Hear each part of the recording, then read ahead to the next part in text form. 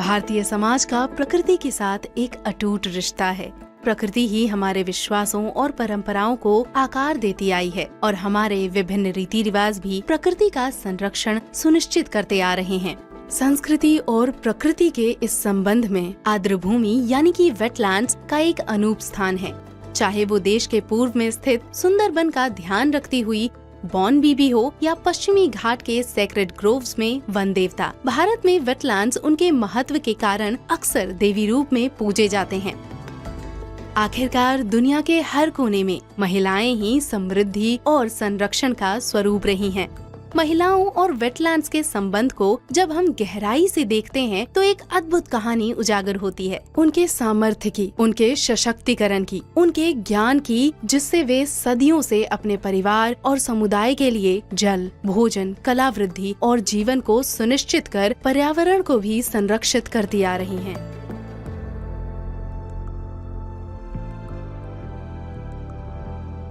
अपनी दृढ़ता और प्रतिभा के कारण महिलाएं हमेशा से ही नवीन आजीविका और विधियां लाने में परागामी रही हैं। चाहे हस्तशिल्प तैयार करना हो, धान की खेती हो, जल जीव पालन हो या कमल, सिंघाड़े और जूट जैसे जलीय पौधों का व्यापार हो, महिलाएं कई प्रकार से अनेकों वेटलैंड्स के साथ जुड़ी हुई हैं। अपनी इसी लगन के कारण महिलाएं बहुमूल्य समृद्धि और संरक्षण के प्रयासों के लिए उत्प्रेरक हैं। वाटर हाइसिंथ या जलकुंभी एक तेजी से बढ़ने वाला हानिकारक जलीय पौधा है जो तेजी से जल सतह को ढक देता है। इससे जलीय जीवन के लिए ऑक्सीजन की कमी हो जाती है, बांध अवरुद्ध होते हैं और परिवहन में बाधा आती है। इस समस्या को समाधान में बदलते हुए महाराष्ट्र के चंद्रपुर में महिलाएं जलकुंभी को बैग, योगा मैट और लैंप शेड जैसे प्रोडक्ट्स में बदल रही हैं। इसी तरह केरल में भी हायसिंथ को कागज में बदला जा रहा है। इससे वेटलैंड संरक्षण में भी मदद हो रही है।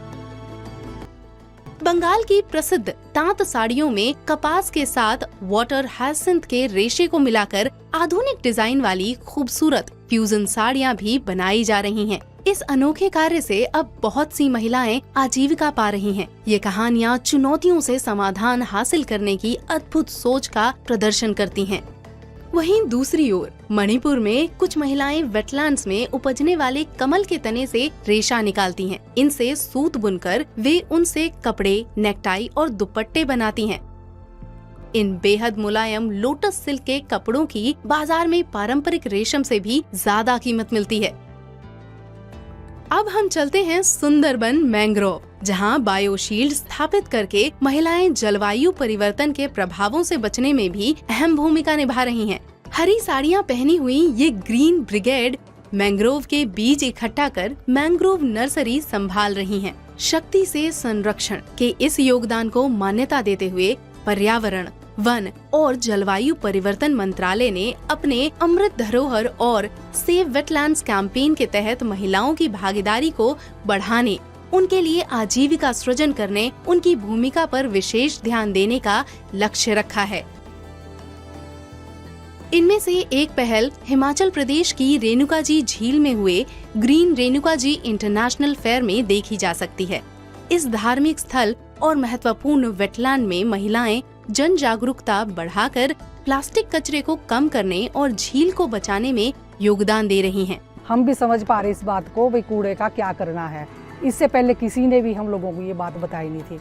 और इस बार हम जितने हमारे SNG ग्रुप है और महिला मंडल है, सब लोग मेले में जाके सब लोगों को जागरूक करेंगे और अच्छे ढंग से लोगों को समझाएंगे।